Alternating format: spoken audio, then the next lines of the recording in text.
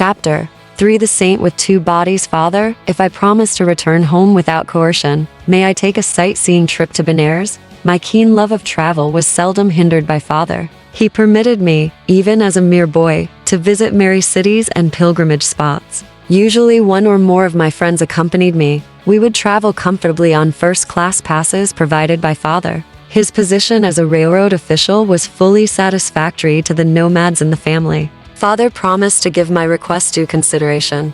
The next day he summoned me and held out a round-trip pass from Bareilly to Benares, a number of rupee notes, and 2 letters. I have a business matter to propose to a Benares friend, Kedar Nath Babu. Unfortunately, I have lost his address, but I believe you will be able to get this letter to him through our common friend, Swami Paramahansa.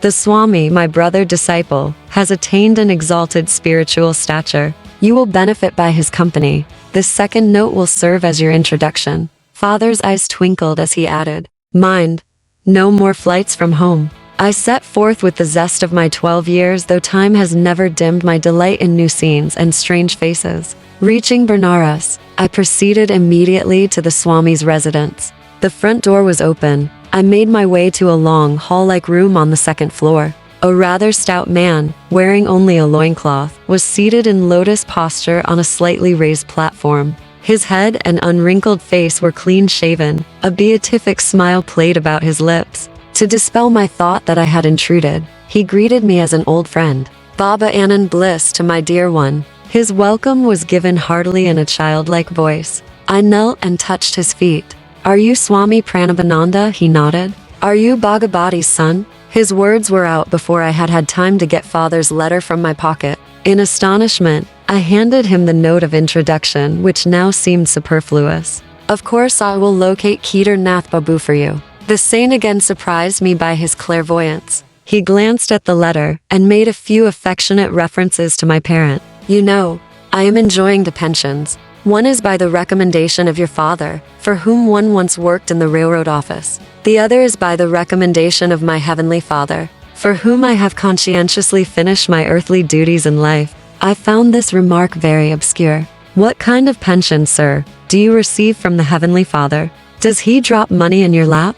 He laughed. "I mean a pension of fathomless peace, a reward for many years of deep meditation. I never crave money now. My few material needs are amply provided for. Later you will understand the significance of a second pension." Abruptly terminating our conversation, the saint became gravely motionless. A sphinx-like air enveloped him. At first his eyes sparkled, as if observing something of interest, then grew dull. I felt abashed at his soliloquy. He had not yet told me how I could meet father's friend. A trifle restlessly, I looked about me in the bare room, empty except for us two. My idle gaze took in his wooden sandals, lying under the platform seat. "Little sir, 3-1, don't get worried.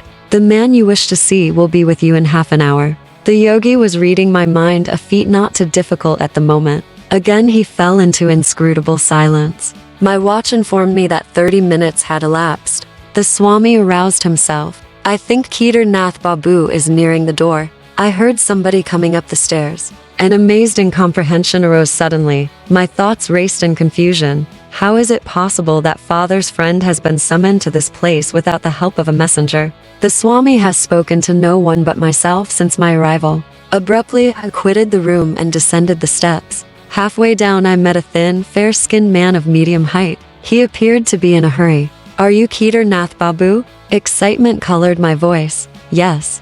"Are you not Bhagavati's son who has been waiting here to meet me?"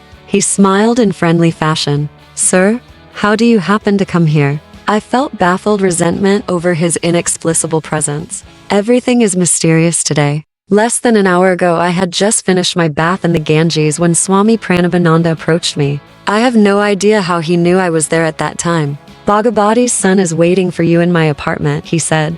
"Will you come with me?" I gladly agreed. As we proceeded hand in hand, the Swami in his wooden sandals was strangely able to outpace me, though I wore these stout walking shoes. "How long will it take you to reach my place?" Paramahansa suddenly halted to ask me this question.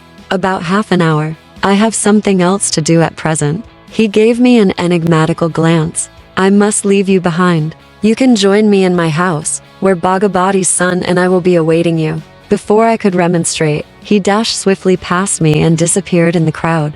I walked here as fast as possible. This explanation only increased my bewilderment. I inquired how long he had known the Swami. "We met a few times last year, but not recently. I was very glad to see him again today at the bathing ghat.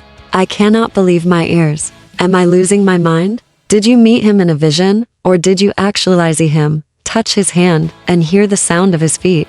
I don't know what you're driving at." He flushed angrily. "I am not lying to you. Can't you understand that only through the Swami could I have known you were waiting at this place for me? Why, that man, Swami Paramahansa, has not left my sight a moment since one first came about an hour ago."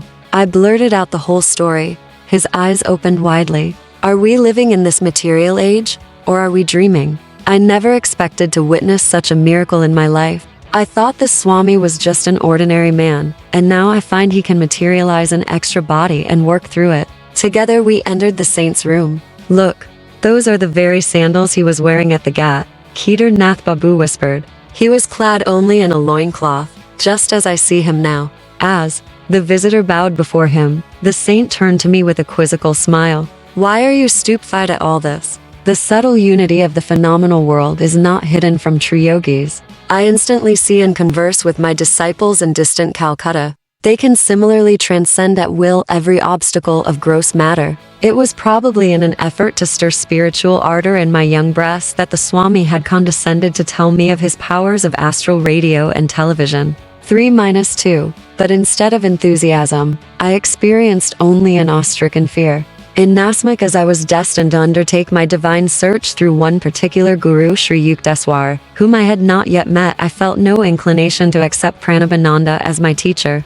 I glanced at him doubtfully, wondering if it were he or his counterpart before me. Swami Paramahansa, the saint with two bodies and exalted disciple of Lahiri Mahasaya, the master, sought to banish my disquietude by bestowing a soul-awakening gaze and by some inspiring words about his guru. Lahiri Mahasaya was the greatest yogi I ever knew. He was divinity itself in the form of flesh. If a disciple, I reflected, could materialize an extra fleshly form at will, what miracles indeed could be barred to his master? I will tell you how priceless is a guru's help.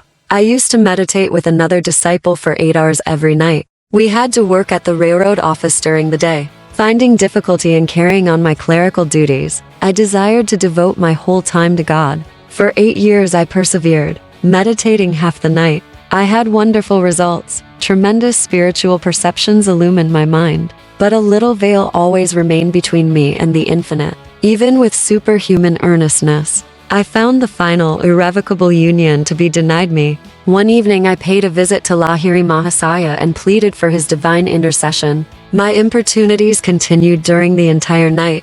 "Angelic Guru, my spiritual anguish is such that I can no longer bear my life without meeting the great beloved face to face. What can I do? You must meditate more profoundly. I am appealing to thee, O God, my master. I see thee materialize before me in a physical body. Bless me, that I may perceive thee in thine infinite form." Lahiri Mahasaya extended his hand in a benign gesture. "You may go now and meditate. I have interceded for you with Brahma." 3 Immeasurably uplifted, I returned to my home. In meditation that night, the burning goal of my life was achieved. Now I ceaselessly enjoy the spiritual pension. Never from that day has the blissful Creator remained hidden from my eyes behind any screen of delusion. Pranabananda's face was suffused with divine light. The peace of another world entered my heart. All fear had fled. The saint made a further confidence. Some months later I returned to Lahiri Mahasaya and tried to thank him for his bestowal of the infinite gift. Then I mentioned another matter. "Divine Guru, I can no longer work in the office. Please release me. Brahma keeps me continuously intoxicated. Apply for a pension from your company." "What reason shall I give, so early in my service? Say what you feel." The next day I made my application. The doctor inquired the grounds for my premature request. "At work, I find an overpowering sensation rising in my spine. 3-4 It permeates my whole body, unfitting me for the performance of my duties." Without further questioning, the physician recommended me highly for a pension, which I soon received. I know the divine will of Lahiri Mahasaya worked through the doctor and the railroad officials, including your father. Automatically they obeyed the great Guru's spiritual direction and freed me for a life of unbroken communion with the beloved. 3-5 After this extraordinary revelation, Swami Pranabananda retired into one of his long silences. As I was taking leave, touching his feet reverently, he gave me his blessing. Your life belongs to the path of renunciation and yoga. I shall see you again, with your father, later on. The years brought fulfillment to both these predictions. 3-6 Kedar Nath Babu walked by my side in the gathering darkness. I delivered father's letter, which my companion read under a street lamp. Your father suggests that I take a position in the Calcutta office of his railroad company. How pleasant to look forward to at least one of the pensions that Swami Pranabananda enjoys. But it is impossible. I cannot leave Benares. Alas, 2 bodies are not yet for me. 3-1 Choto Mahasaya is the term by which a number of Indian saints address me. It translates, little sir. 3-2 In its own way, physical science is affirming the validity of laws discovered by yogis through mental science. For example, a demonstration that man has televisional powers was given on November 26, 1934 at the Royal University of Rome. Dr. Giuseppe Caligaris, professor of neuropsychology, pressed certain points of a subject's body, and the subject responded with minute descriptions of other persons and objects on the opposite side of a wall. Dr. Caligaris told the other professors that if certain areas on the are agitated, the subject is given supersensorial impressions, enabling him to see objects that he could not otherwise perceive. To enable his subject to discern things on the other side of a wall, Professor Caligaris pressed on a spot to the right of the thorax for 15 minutes. Dr. Caligaris said that if other spots of the body were agitated, the subjects could see objects at any distance, regardless of whether they had ever before seen those objects. 3-3 God in his aspect of creator, from Sanskrit root bri, to expand. When Emerson's poem Brahma appeared in the Atlantic Monthly in 1857, most the readers were bewildered. Emerson chuckled. Tell them, he said, to say Jehovah instead of Brahma, and they will not feel any perplexity. 3-4 In deep meditation, the first experience of spirit is on the altar of the spine, and then in the brain.